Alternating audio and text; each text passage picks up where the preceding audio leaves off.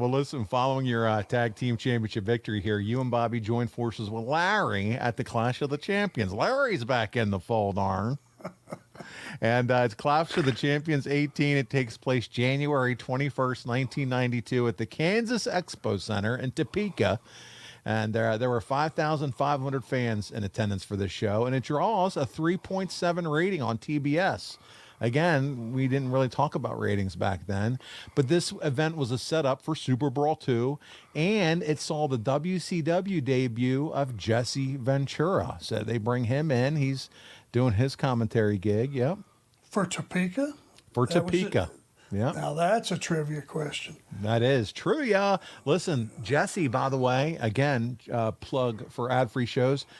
Dominic D'Angelo, Marcus's brother, was able to snag Jesse Ventura for an interview for ad-free shows. No shit. Isn't that something? Dominic, my man. I know. Yep. Dominic does YouTube for Arn too. So big shout out to Dom for landing that one. Damn. That's a big get. Yeah. That's like getting one of the Rat Pack. It is, man. That's like that's a big get. So shout out to Dominic. But yeah, Jesse makes his big debut here for WCW. So you have you, Larry, and Bobby. The three of you wrestle Dustin Rhodes, a wounded Barry Windham, and a certified badass in Ron Simmons. And do you think you won or lost, Arn? How bad was Barry hurt? Not bad enough to lose. Well, you just answered. I know. I had to let you know early because we're going to watch it. And so I'll tell you what, though, this six-man doesn't disappoint. It's our fourth clip of the show. We had the closing minutes of this one. Let's take a look at what went down in Topeka that cold January night. Here we go. It was a great move, too. Wyndham is tagged. Dustin Rhodes, and now Larry is aware of that. So far, this match, the Dangerous Alliance has seemed very disjointed. Anderson, or Zabisco rather, made sure Eden avoided Rhodes, who went sailing over the top rope and watched dangerously, and a telephone right in the gut, and it may have even been low below the belt. Trying to get on the offensive. That's what the Dangerous Alliance has attempted to do here. Oh my goodness. Swinging neck breaker on the inside, and Dustin's in major trouble. Barry Windham had to be restrained. He's down back in this corner. But the youngest man in this contest, Dustin Rhodes now, being separated from the pack, so to speak. Anderson missed with his left hand, but he caught him. Waistlock, then a spinebuster. Will it be over here? He's on top. Lateral press, 2 3/4. And Anderson can't believe it. Well, Anderson did not hook the leg. And that's only the first mistake. The spinebuster's effective only if you wear the man down much more than Dustin's been worn down. Snapmare. And then Rhodes pulled the knees up. The son of the legendary American Dream, Dusty Rhodes. Pull those knees up in veteran-like fashion. But right there's a DDT. Actually, it was a DDT, but it had an effect of even greater than the DDT because he landed on the top of his head instead of face first. Anderson now finally gets the arm across Rhodes, and he got it off. The right shoulder barely came up, and Anderson's so frustrated at this point in the matchup. I think that time Dustin very fortunate he landed in his corner because he could hear Barry Windham and his encouragements, and it helped him get up before the 3 count. Beautiful Bobby. Now, going up top. Is it Alabama Jam time? Go for the elbow, and it found its mark. You realize that the last 3 TV champions in WCW are all now in the Dangerous Alliance. One of them on top right there, and again the kid barely got his shoulder up.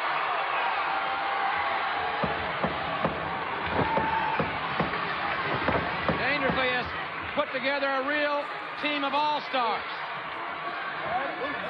And Dustin, Irish whipped into the corner. The beautiful Bobby. Oh, we got a bird's eye view of that.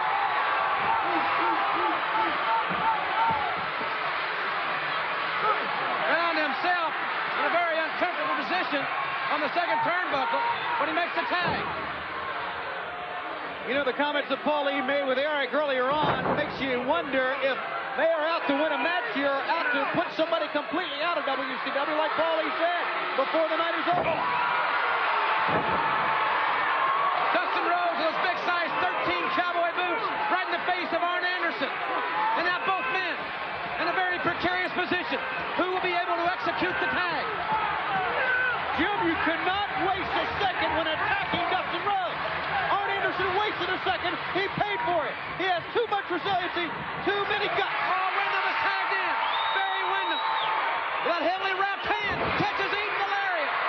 The doctors have told Barry, we're not sure you should be wrestling. He has thrown caution to the wind, as the old cliche goes, risking his own welfare to compete here at the Clash of the Champions.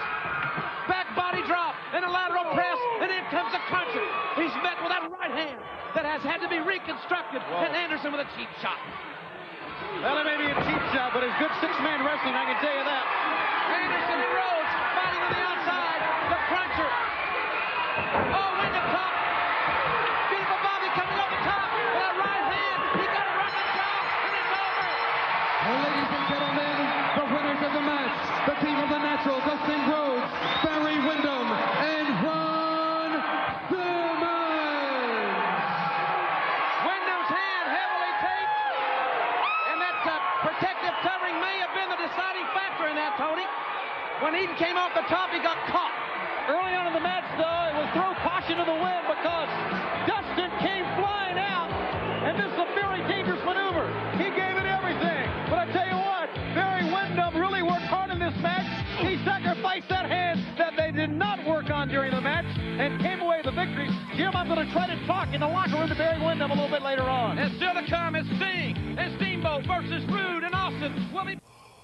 Man, what a treat for everybody watching along with us. I mean, 6 Hall of Famers in that ring to make this semi-main event at the Clash of Champions such a fun match. It was a blast. The ending was creative too, by the way, and Tony and JR broke it all down for us. Wyndham was willing to sacrifice his own body in order to win the match with the huge punch from the hand with the cast on it. And that story, Arn, the willingness of the baby faces to do anything they can to defeat the Dangerous Alliance, just elevates the seriousness of the threat posed by Paul Lee's group there. That would be one of those fight fire with fire gimmicks. Oh, hell yeah. And it worked. And not one of the baby faces was safe from what you guys plan to do at WCW and to anyone really that gets in your group's way.